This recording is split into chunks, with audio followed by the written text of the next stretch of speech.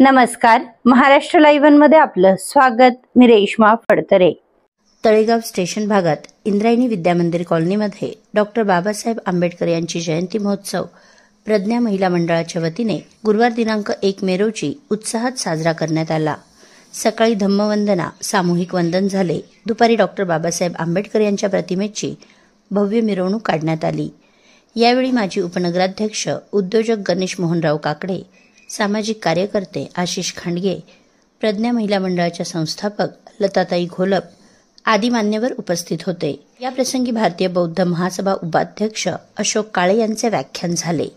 कार्यक्रमाचे नियोजन प्रज्ञा महिला मंडळाचे अध्यक्षा सीमा ससाने, उपाध्यक्षा शिल्पा गायकवाड, कार्याध्यक्षा साक्षी काकडे, सचिव मिनल पायाळे, उपसचिव सुनीता म्हस्के, खजिनदार अंजली रणपिसे, आरती कांबळे यांनी नियोजन केले. कार्यक्रम यशस्वी करण्यासाठी सिंधू शिंदे, सुनीता साबळे, सुमन क्षीरसागर, वैशाली रणधीर, शुभांगी साबळे, वंदना कांबळे, मीरा कढरे, अंजना काकडे यांनी विशेष प्रयत्न केले. या प्रसंगी गणेश मोहनराव काकडे यांनी आपल्या मनोगतात अस्पृश्य समाजाला गावाच्या बाहेर स्थान दिले गेले होते. समाज रचनेने स्वतःच्या मनाने ठरवलेले हे निर्बंध पाळणे या समाजासाठी बंधनकारक होते. बाबासाहेबांचे वडील रामजी बाबा आंबेडकर हे सैन्यात असल्याकारणाने बाबासाहेबांना नेहमी त्यांच्या नेमणुकीच्या ठिकाणी स्थलांतर करावे लागत होते. अशा परिस्थितीत रामजी बाबा यांनी आपल्या अपत्यांना कबीर पंथाचे ज्ञान दिले. यावेळी संत कबीर, गौतम बुद्ध, ज्योतिराव फुले यांच्या विचारांनी बाबासाहेब प्रेरित झाले.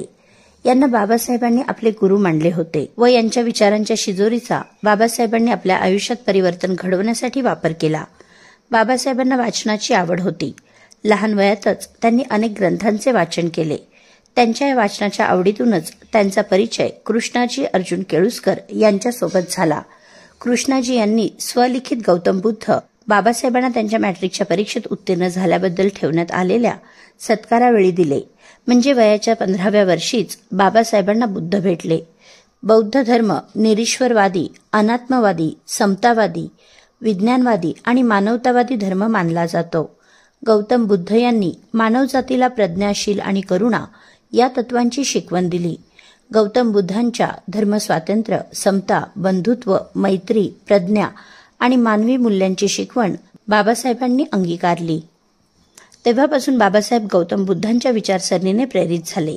पुढे सयाजीराव गायकवाड यांच्या सहकार्याने कोलंबिया विद्यापीठात त्यांनी उच्च शिक्षण घेतले. त्यावेळी 32 डिग्री घेऊन बाबासाहेबांनी शतकातला सर्वोत्तम विद्यार्थी हा मान मिळविला. त्या काळात बाबासाहेबांनी 23 ग्रंथ व कितीतरी शोध निबंध लिहिले. 9 भाषांवर त्यांचे प्रभुत्व होते. अत्यंत प्रतिकूल परिस्थितीत बाबासाहेबांनी ज्ञान प्राप्त केले. आपल्या देशात अस्पृश्य गरीब बांधवांसाठी काम करण्याची प्रेरणा त्यांना कोलंबिया येथे मिळाली.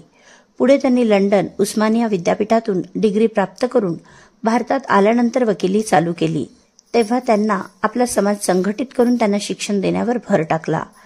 त्यांनी विखुरलेला दलित समाज एकत्रित करून त्यांना शिका, संघटित व्हा आणि संघर्ष करा असा धडा दिला. त्यांनी आजन्म आपल्या दलित बांधवांच्या उद्धारासाठी महान असे कार्य केले. म्हणून आज या महामानवाला आठवताना त्यांनी दिलेली शिकवण प्रत्येकाने अंगीकारली पाहिजे. त्यांचा धडा आपण गिरवायला हवा. त्यांची फक्त जयंती पुण्यतिथी करून उपयोग नाही, तर बाबासाहेबांचे विचार आपल्या मुलांपर्यंत पोहोचण्यासाठी बाबासाहेबांवर लिखित पुस्तकांची पारायण करायला हवी. या पुस्तकातून महामानव बाबासाहेब आंबेडकर प्रत्येक घराघरात पोहोचावा असे विचार गणेश काकडे यांनी व्यक्त केले. आपल्या परिसरातील घडामोडी जाणून घेण्यासाठी महाराष्ट्र लाईव्ह सबस्क्राईब करा व बेल आयकॉन प्रेस करायला विसरू नका. धन्यवाद.